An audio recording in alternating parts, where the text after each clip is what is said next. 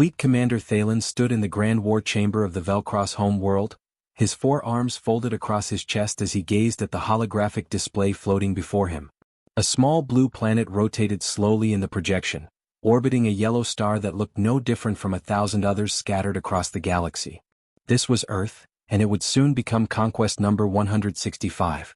The chamber was filled with the highest members of the Velcross Military Council. They had gathered to discuss what everyone agreed would be the simplest operation in their 3-century history of expansion. After all, the Velcross Dominion had never lost a battle. Not once. Not ever. Margaret stepped forward, the chief intelligence officer whose job was to assess every target before invasion. She activated a series of data screens that displayed Earth's military capabilities. The numbers were almost embarrassing. The humans had barely 200 warships, most of them small patrol vessels that could hardly be called military grade. Their largest battleship was smaller than a Velcross transport freighter. They only achieved faster-than-light travel 15 years ago, Margaret explained to the council. Their weapons technology is extremely primitive. They still rely on explosive projectiles and nuclear devices. No plasma cannons, no energy shields, no gravitational weapons. In terms of military advancement, they are at least 2 centuries behind our current capabilities. Laughter echoed through the chamber. Council member Drake, an old warrior who had personally led 30 conquests, shook his head in disbelief. Nuclear weapons? My grandfather's generation used those. These humans are children playing with toys. Thalen smiled, though there was no warmth in it. I recommend we deploy the 3rd Conquest Fleet. 400 warships should be more than adequate for this operation. His second-in-command, a younger officer named Victor, raised one of his hands hesitantly. Commander, forgive me, but isn't 400 ships excessive? Intelligence suggests that 50 ships would be sufficient to overwhelm their defenses. The room fell silent. Everyone turned to look at Victor, and the young officer immediately regretted speaking. Thalen's expression hardened as he stepped closer to his subordinate. Excessive? Thalen's voice was quiet but carried clear menace. Let me explain something to you, Victor. We have conquered 164 star systems. Some of those civilizations had technology that rivaled our own. The Korthan Empire had shields that could withstand the heat of a star. The Zenari possessed weapons that could fold space and crush entire fleets. The silicon-based creatures of Terminus 7 could survive in the vacuum of space without ships. And yet every single one of them fell before us. He gestured at the image of Earth. These humans are barely capable of leaving their own planet. They have no defenses worth mentioning. But we send overwhelming force anyway because that is how the Velcross maintain their dominance. We don't just defeat our enemies. We break their spirits. We show them that resistance is not just futile but foolish. When we are done with Earth, every other species in the galaxy will remember what happens to those who stand before us. Victor lowered his head. Yes, Commander. I understand. Robert, another council member, leaned back in his chair. When do we depart?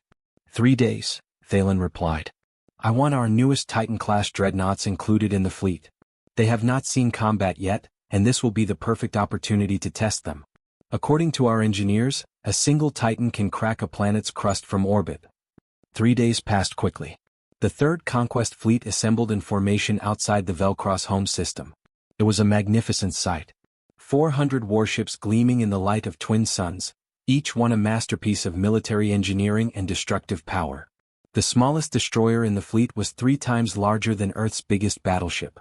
Captain Emma Harrison commanded one of the Titan-class dreadnoughts, a massive ship called the Dominator. She stood on the bridge watching the final preparations, feeling a mixture of excitement and confidence. This would be her first real combat mission, and she expected it to be over within hours. Lieutenant James Carter, her tactical officer, reported that all systems were ready. Weapons were charged. Shields were at maximum power. The crew was eager for glory. Thalen's face appeared on every ship's main view screen as he prepared to address the entire fleet. His voice carried the weight of centuries of unbroken victory. Warriors of the Velcross Dominion, he began, today we add another chapter to our glorious history. The humans of Earth have been given the chance to surrender peacefully. They have refused. This means they have chosen annihilation, and we shall grant their wish. Our strategy is simple and proven. We emerge at the edge of their system and demand immediate surrender. When they refuse as they will, we advance. Any ship that fires upon us will be destroyed. Any station that resists will be reduced to atoms. Any planet that does not submit will be bombarded until nothing remains.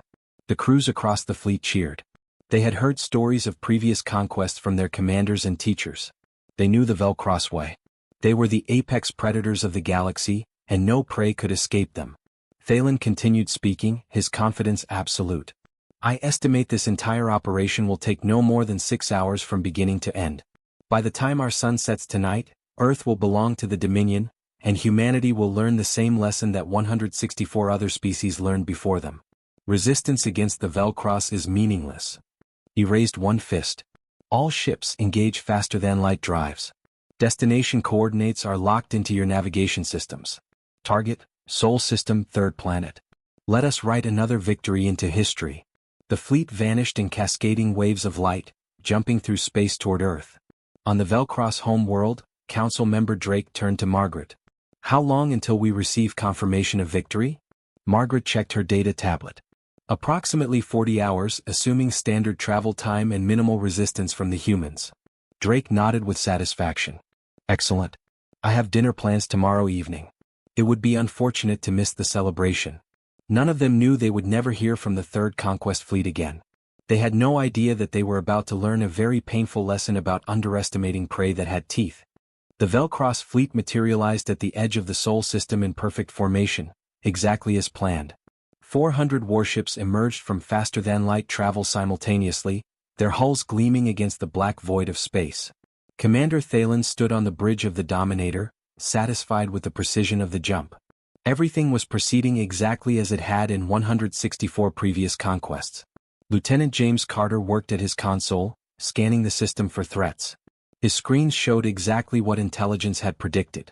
A few small human patrol ships orbiting the outer planets, some mining facilities on asteroids, communication satellites scattered throughout the system. Nothing that posed any danger to the mighty Velcross armada.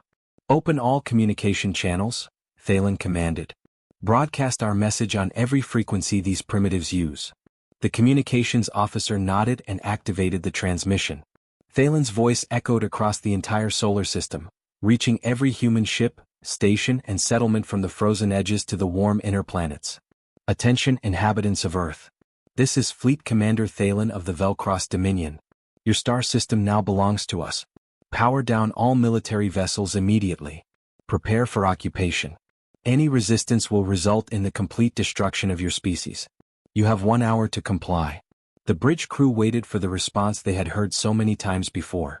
Usually, primitive species reacted in one of three ways. They either begged for mercy, tried to negotiate for time, or transmitted confused messages asking what was happening. But the response from Earth was different. A single transmission came back, brief and cold. Message received. Approach at your own risk. Silence filled the bridge. Then someone laughed. Then another. Soon the entire crew was laughing at the absurdity of the human response. At our own risk? Thalen repeated, genuinely amused. Did they actually threaten us? Victor, did you hear that? Victor, standing at his station, smiled despite himself. Yes, Commander. Quite bold for a species about to be conquered. These humans have courage, I'll give them that, Thalen said, settling back into his command chair. Foolish courage, but courage nonetheless. All ships proceed at battle speed. Let us show them what happens to those who threaten the Velcross. The massive fleet surged forward into the solar system like a wave of steel and fire. They passed Neptune, the outermost planet, without incident. The ice giant rotated silently below them, indifferent to the invasion passing overhead. As they approached Uranus, Captain Emma Harrison frowned at her tactical display. Lieutenant Carter, are you seeing these readings? James looked at his console, studying the data carefully.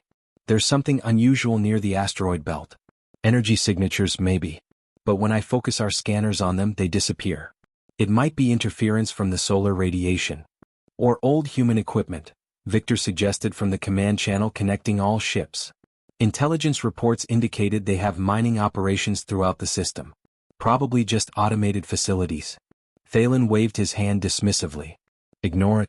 Focus on potential military threats, not mining equipment. They continued deeper into the system. As they passed Saturn with its beautiful rings, the sensors detected human ships near Mars. Victor studied the tactical plot carefully. Commander, I'm tracking approximately 30 human vessels near the fourth planet. They appear to be military craft, but they're Retreating. Retreating? Thalen stood and walked to the main view screen. Sure enough, the human ships were accelerating away from the Velcross fleet, heading toward Earth. They're running already? We haven't even fired a shot. Emma felt a strange sensation in her stomach, something she couldn't quite identify. Sir, those ships are staying just outside our optimal weapons range. It's almost as if they know exactly how far our guns can reach. Coincidence? Thalen said, but his voice carried less certainty than before. They're simply fleeing in panic. All ships increase speed. I want to end this before they have time to mount any kind of organized defense. The fleet accelerated, closing the distance to the inner planets. They passed Jupiter, the massive gas giant that dominated the outer solar system. As they did, something strange happened. 3 scout ships on the outer edge of the formation suddenly went silent. Their transponders stopped broadcasting.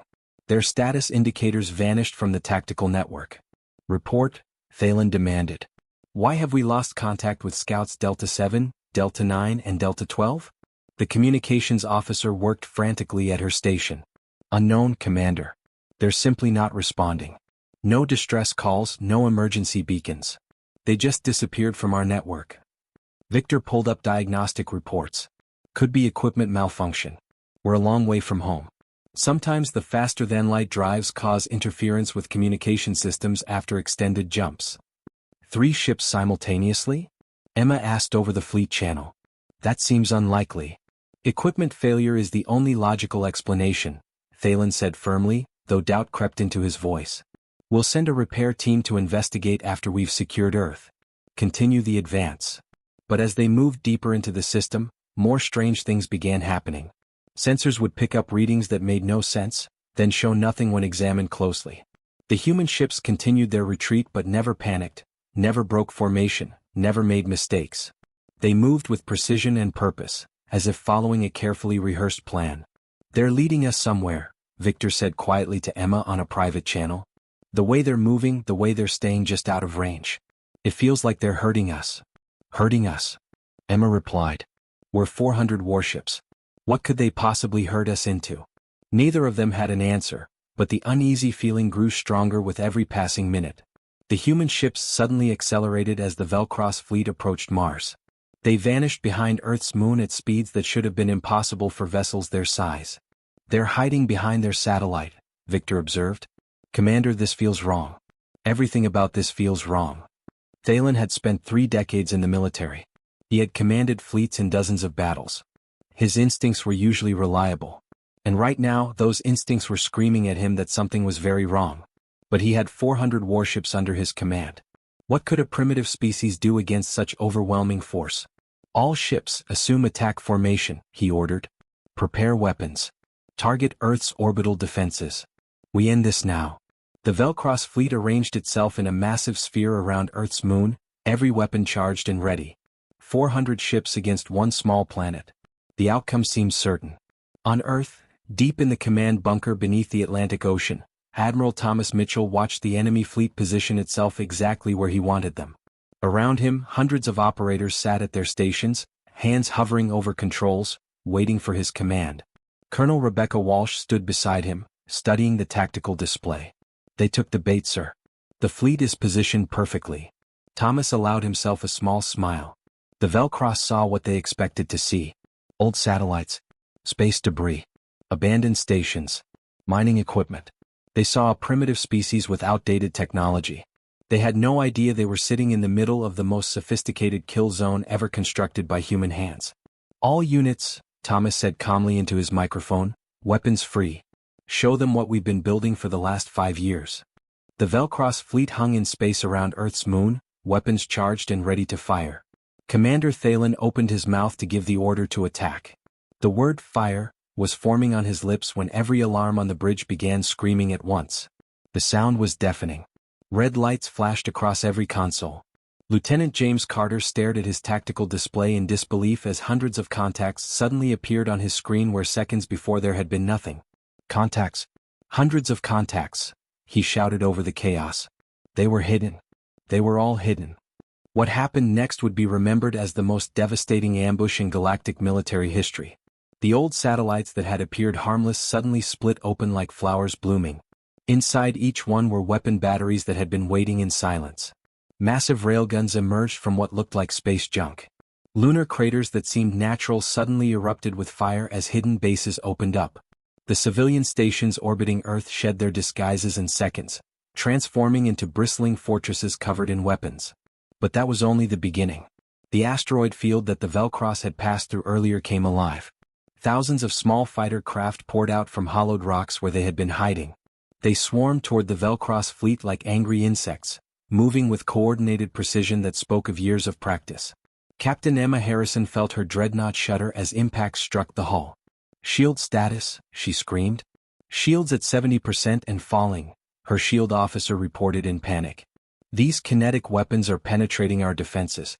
That shouldn't be possible." It shouldn't have been possible. Velcross shields had been designed to deflect energy weapons and absorb explosive blasts. But the humans weren't using energy weapons. They were using solid metal slugs accelerated to incredible speeds. The railgun rounds hit with the force of small asteroids, and the Velcross shields had not been built to stop them.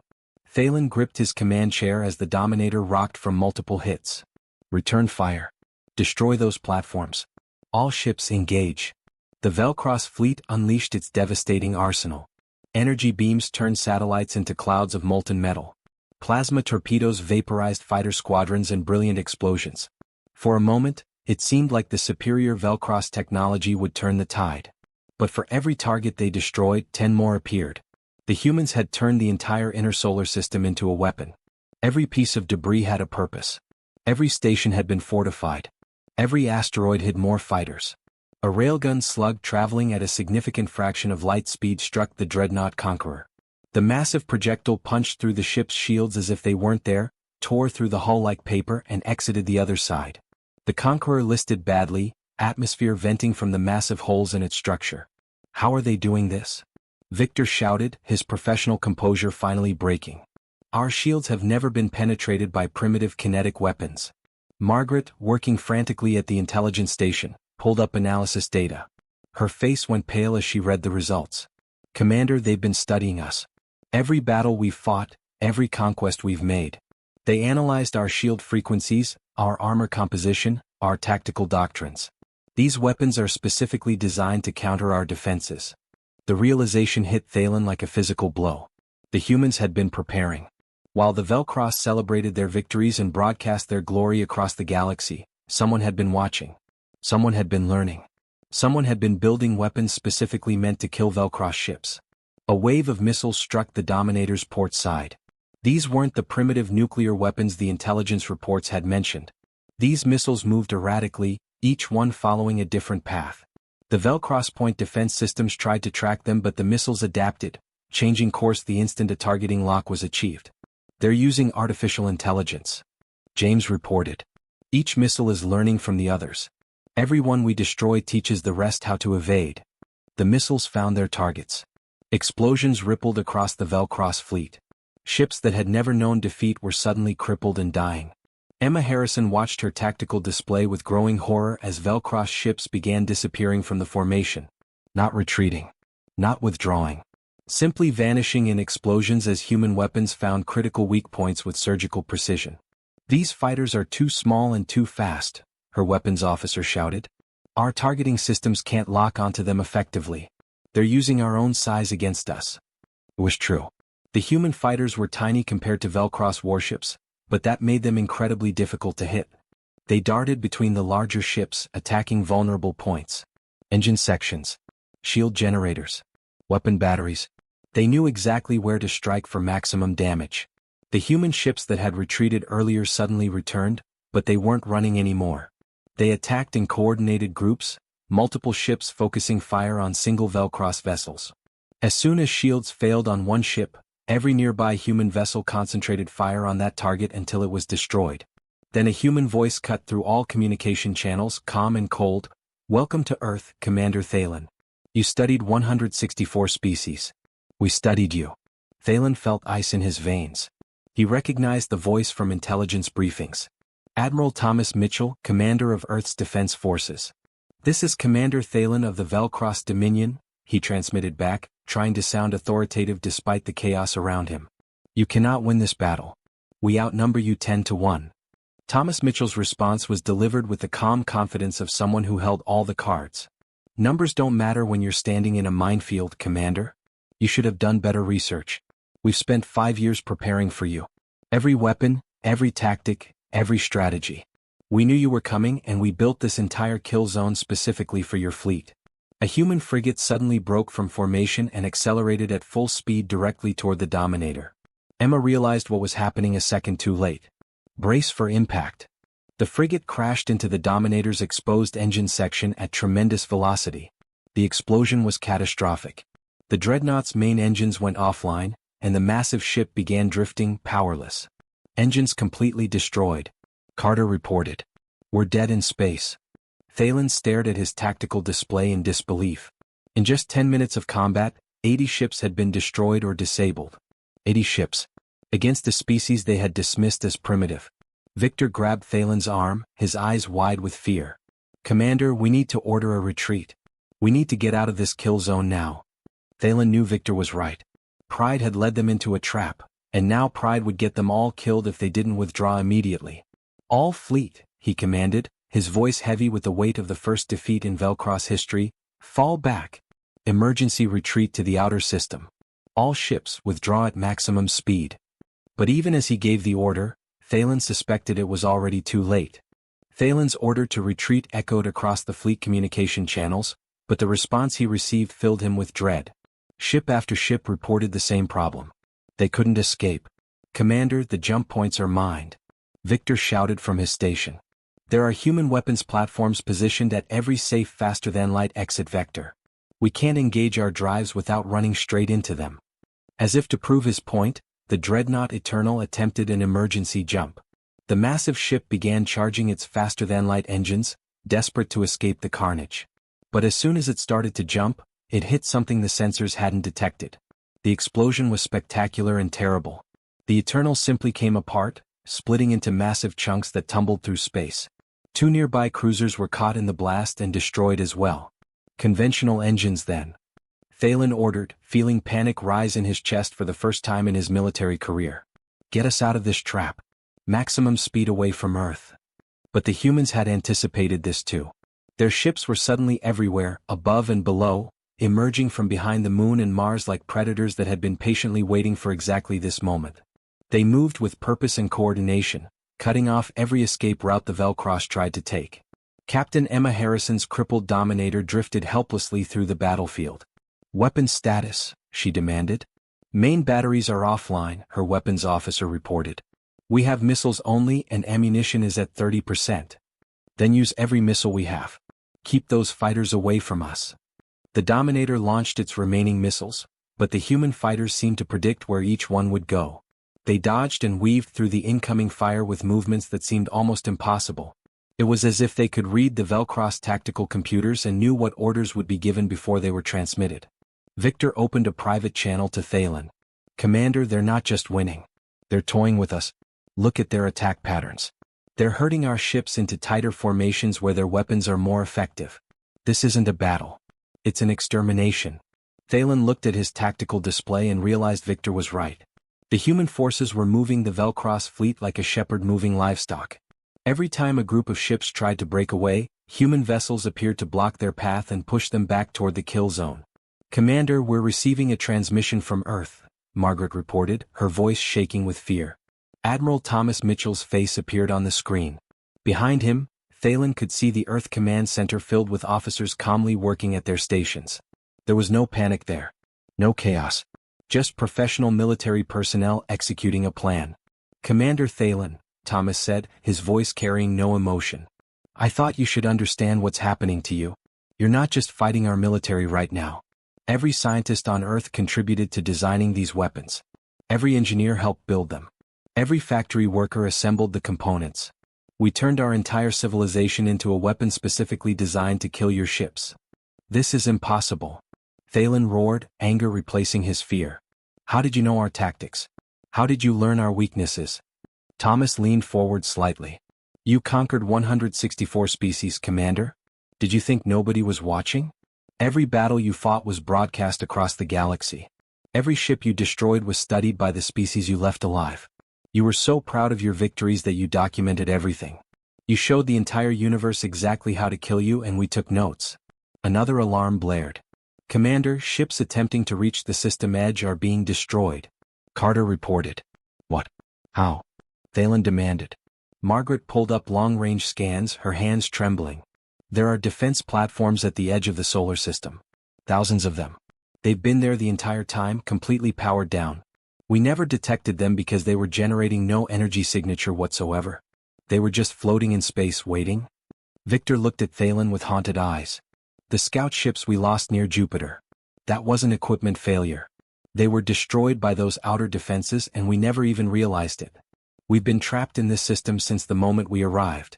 More human ships emerged from hiding places throughout the solar system. These were larger vessels, cruisers and destroyers that had been concealed inside asteroid fields and behind moons. The intelligence reports had said Earth possessed fewer than 200 warships. There were at least 500 human ships in the battle now, possibly more. Where did they get so many ships? Emma wondered aloud, watching her tactical display fill with human contacts. Intelligence said they barely had a fleet. They lied, Lieutenant Carter said simply. The ships our scouts detected were decoys. These are their real military. They showed us exactly what we wanted to see, and we believed it because we were arrogant. A new wave of missiles appeared on the sensors. But these were different from anything the Velcross had seen before. Each missile followed a completely unique flight path, spiraling and dodging in patterns that made no sense. The Velcross point defense systems tried to target them but couldn't establish reliable locks. Those missiles are learning. Margaret shouted. They're sharing data with each other in real time. Every missile we destroy sends information to the rest, teaching them how to evade more effectively. The missiles struck home across the fleet.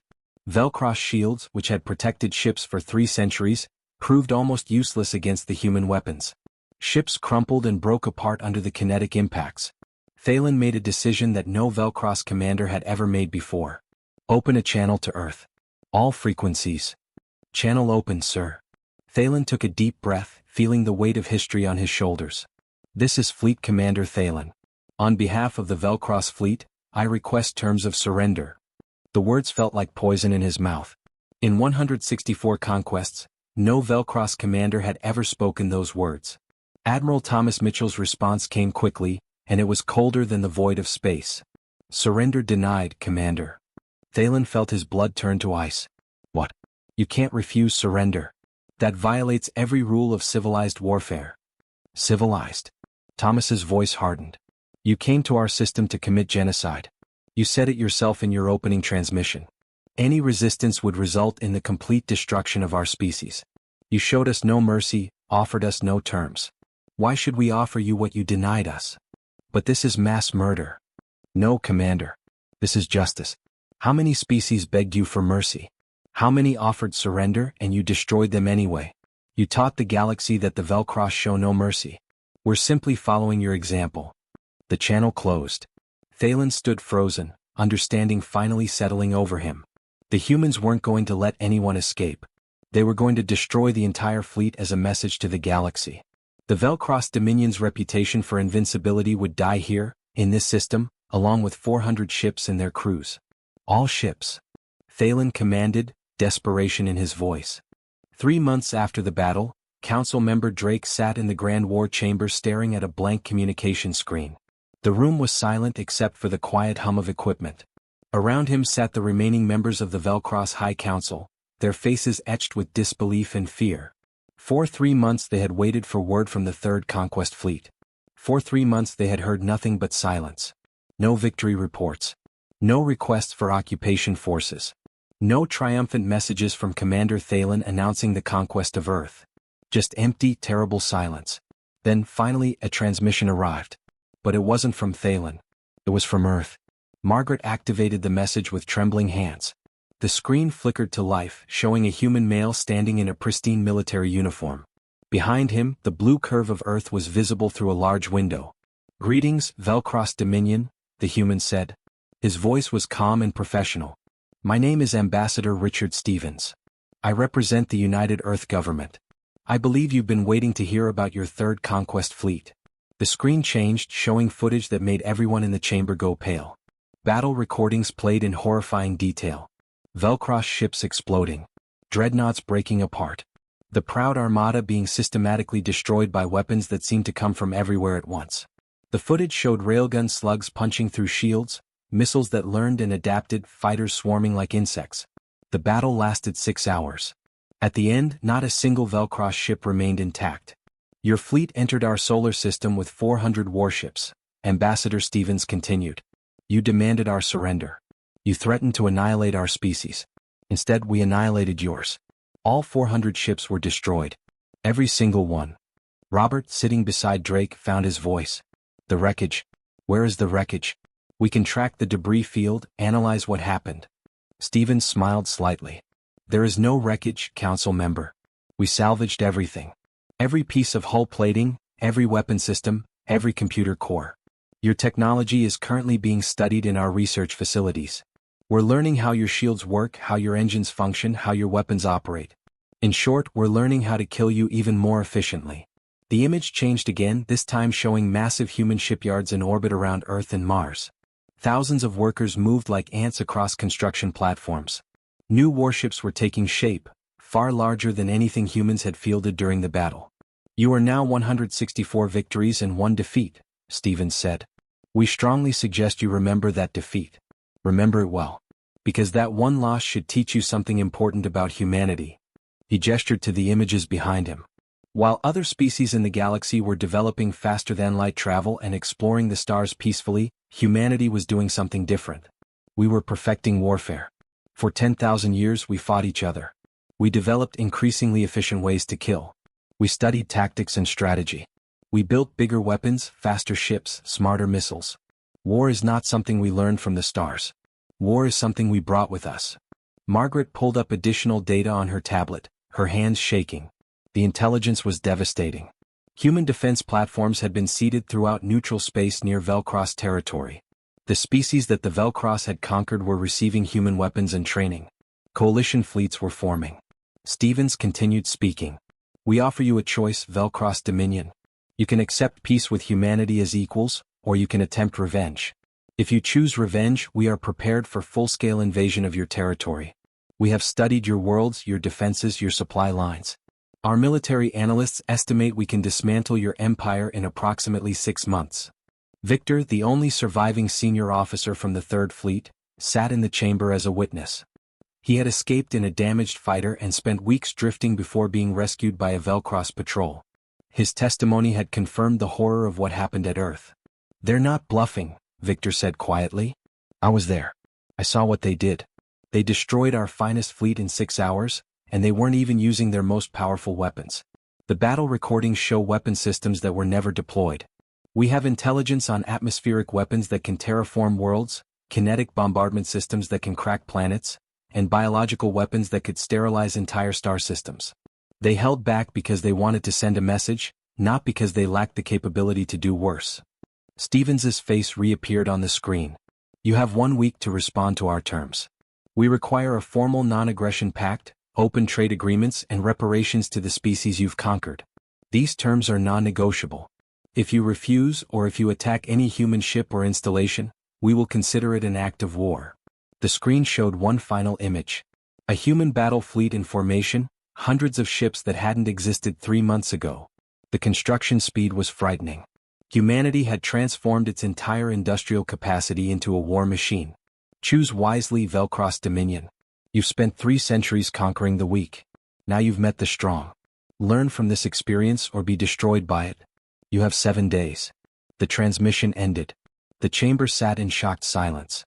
Drake finally spoke, his voice barely above a whisper. We accept their terms. Draft a response immediately. Give them everything they ask for. But our pride, our legacy, Robert began. Our legacy is 164 victories and 1 catastrophic defeat, Drake interrupted. They didn't just beat us. They erased our fleet so completely that not even wreckage remains. And they did it while holding back their worst weapons. If we fight them again, they won't hold back. They'll destroy our home world. 1 week later, Ambassador Stevens stood before the Velcross High Council via hologram. The peace treaty was signed. For the first time in their history, the Velcross negotiated as equals rather than conquerors. As the signing concluded, Drake asked quietly, Ambassador, why did you spare our home world? You could have destroyed us completely. Stevens considered the question carefully. Because we're not like you, council member. We fight when necessary. We defend ourselves ruthlessly. But we don't conquer for glory or pride. We want peace, and we'll enforce that peace with overwhelming force if we must. That's the difference between humanity and the Velcross. We don't enjoy war. We're just very, very good at it. Years later, the Battle of Seoul became legendary across the galaxy. The Velcross Dominion never attempted another conquest. Their empire slowly transformed from a military dictatorship into a peaceful federation, guided by the harsh lesson Earth had taught them. And throughout the galaxy, every species learned the same warning. Earth had held back. They had proven their point without using their full arsenal. If truly threatened, humanity would show capabilities that made the Battle of Seoul look gentle by comparison. The Third Conquest Fleet's complete destruction served as an eternal reminder. Humans had salvaged every piece, studied every system, learned every secret. They were ready for whatever came next.